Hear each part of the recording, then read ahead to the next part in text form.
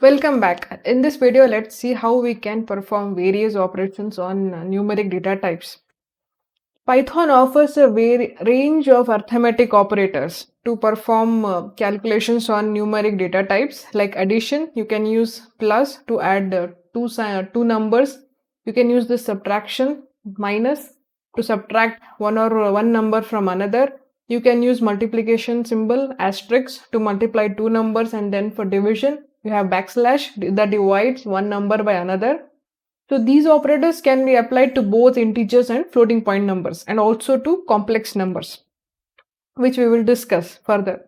So apart from these arithmetic operations, Python also provides additional operators like exponential operator. This is in case you want to find power of another number. Say you want to find x square or x cube, x raised to 10. So how do you find 4 raised to 10, 4 raised to 5?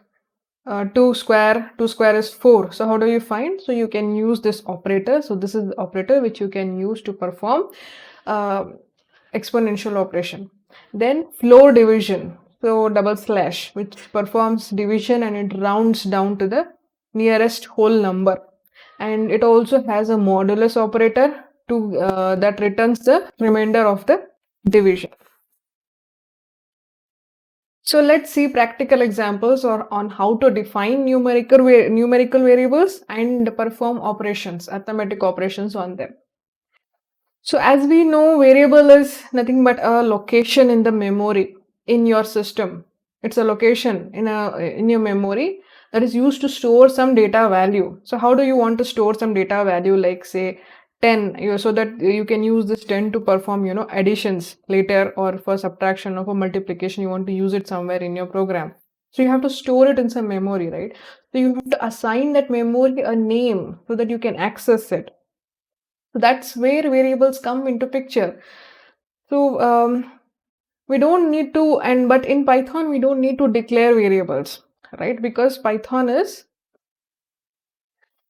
identifies the type of the variable by the value assigned to it. So like say you are assigning integer value to the variable 10. So I'm assigning 10 here to A. So 5.5 to B. So B becomes floating point number. A becomes an integer, and ML is a string. String is a sign. We are assigning string to C. So C becomes a string type. See, I'm assigning these values, and you can also print them and see. See, A is now holding 10, B is holding 5.5, and C is holding ML. So you can also assign the values in multiple statements. This is in every statement. This line is called as a statement. So what if you want to assign values in a single statement? Multiple assignments in a single statement. So how do you do? So you can just write like this: A comma B comma C, and assign corresponding values to it. So you see here again, A holds 10, B holds 5.5, and in C there is ML. And what if you want to assign same value to this multiple variables at once? So that also is possible. So how you have to write it? This is the syntax: A equals B equals C equals AI. So we are storing AI in A, B, C. So when we print, you see A has AI, B again has AI, C has AI. Coming to data types, numerical data types or numbers. So numbers are nothing but integers and floating point numbers, right? So there are also complex numbers which fall under Python number category. So if you want to find out the type of the variable, what is the type of the value which is being assigned to that variable, so how you can do is, there is a function called type which provides you the class. So these data types are called classes in Python, class types. Okay. Data types are actually classes, and variables are nothing but the instance of these classes or objects of these classes. So we will understand about classes and objects more in classes and objects section. Okay, on object oriented session. So just try to understand, like A is a class, okay, and A equals 5 is nothing but the instance of this class. This instance holds a value of 5. So 5, you see, 5 is of type class integer. So we are assigning an integer value to A, and you can see So phi is a type of class integer. And if you assign float, you can see it prints class float. So when we assign complex numbers like 1 plus 2j, so since j is coming into picture here, so it becomes a complex number. So you want to see the type. So and now if you want to see if a is a complex number, so how do you see? So there is a function called isInstance. So this function checks if an object belongs to a particular class. So isInstance, this instance of 1 plus 2j is a complex number. You see it prints true. So if you want to see is 4 a complex number, say it false. Since 4 is an integer, it is printing false. So you can write if 4 is integer and you can check with the instance integer instead of complex, you just write the class name integer here, then you get true here. Okay. So this is how you find the type of the variable, and you want to check if the instance what you're creating here, what type of this instance is. So let's move on to operators. Like I said, Python provides various arithmetic operators like addition, so plus. So say you have two numbers here, 5 and 3.14. So you want to add. So since the result is floating point number, so when you add these numbers, you get floating point result in this after addition.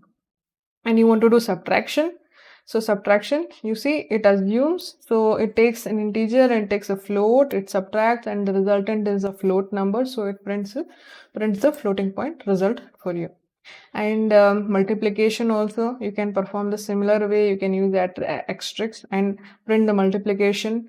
So multiplication equals, so what we are basically doing here is we are adding this variable which holds the value of 5 here. What is there in this x? 5. What is there in y? 3.14, right? So 5 plus 3.14. So this is how in the backend, this is how the backend, the compiler, or sorry, not compiler, the C interpreter, the Python interpreter works.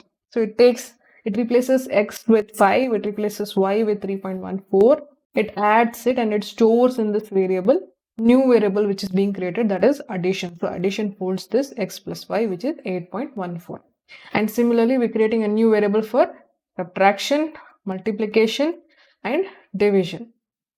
You can also do addition of complex numbers. So like say you want to add this, you are having a complex number, that is z equals 2.3j, and you want to add this with a real number, say 1. So when I add this and I store it in another variable, and you can see what it has in that variable. So you get 3 plus 3j. So 1 is added to 2 becomes 3 plus 3j, and you want to do multiplication. So suppose this z which holds 2 plus 3j, you're multiplying it with 2. What do we get? 4 plus 6j, right? 2 is a 4 plus 2 3 is a 6j. So you can also do multiplication and addition on complex numbers. These are called as complex operations. So like we discussed, there are additional operators also, right? So let's see additional operations. Exponential operations. So if I want to find square of number 5, so I can store this 5 in some variable and raise it to the power of 2 by using this double asterisk and raise it to the power of 2. And you see, let me print this. Print exponentiation. So 5 square is 5 is 25, right? Floor division. So I want to round this number off. So 5 divided by 2 is 2.5, right? So it rounds this number to the nearest number 2 and it gives you the number 2. Modulo operation. Modulo is again 5 divided by 3. So what is the remainder? 2, right? 3 ones are 3 and the remainder is 2. So modulo operation gives you the remainder. So these are some of the arithmetic operations which you can perform on numeric variables in Python.